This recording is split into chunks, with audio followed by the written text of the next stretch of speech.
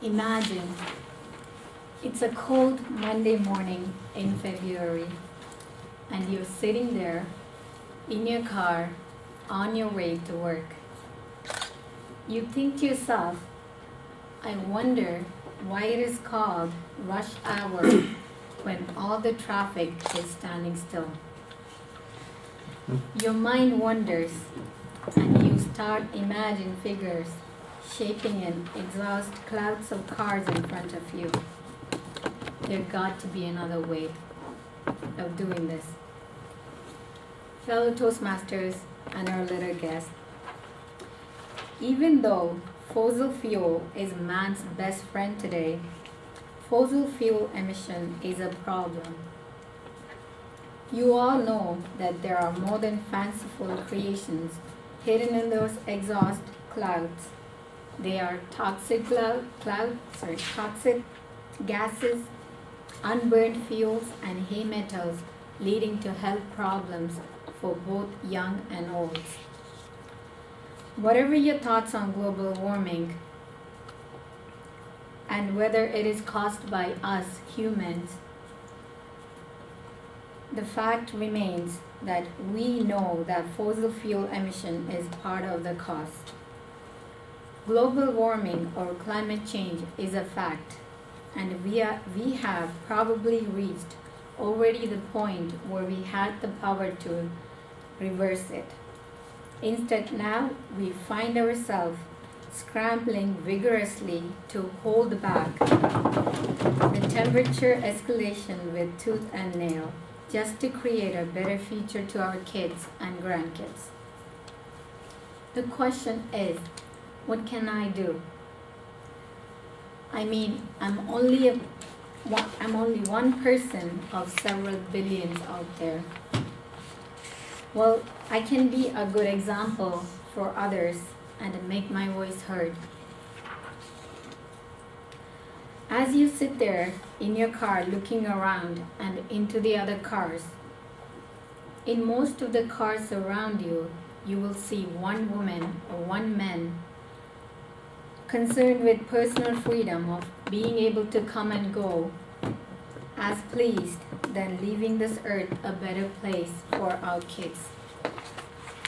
Just imagine for a moment that the car you see around instead have 2 to 3 passengers inside. Carpooling is a simple way of reducing not only toxic exhaust but also cost of commuting. In Europe, several countries have established carpooling parking lots outside the city, and cars with only one passenger must pay as they enter into the cities.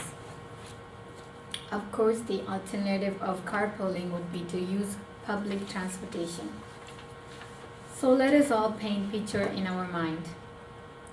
Imagine, instead of sitting there alone in your car, to spend that time with some people you have learned to appreciate as friends. Some social interactions instead of stress of the traffic around you. Maybe in your mind you're taking a bus or train, interacting with people around you, or maybe just reading that book that you always wanted to read. Imagine arriving at work well rested, calm, and that smile on your face. Looking forward to go home, not because you want to leave work, but because the social interaction you will have with your friends. Another way to help environment is to walk. We forgot to walk. Our grandparents walked, used bicycles. Today we use cars to go drop our kids in school, pick up groceries, and to buy that coffee in the morning. Show our kids the benefits of walking. Let's walk to school. Use bikes to pick up groceries. You walk to library with kids. We don't want our next generation to learn about walking from books. By walking, you take responsibility for your health, more interaction with nature, and save fuel. I want to challenge you all to think green. to realize what you can do to lower the gas emission. Trust me, it will take an effort on your part, but then what good ever came to you without a cost?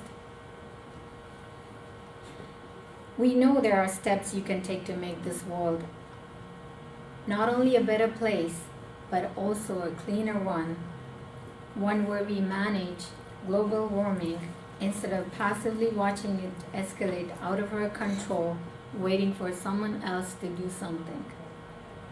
Now, the power is in your hand.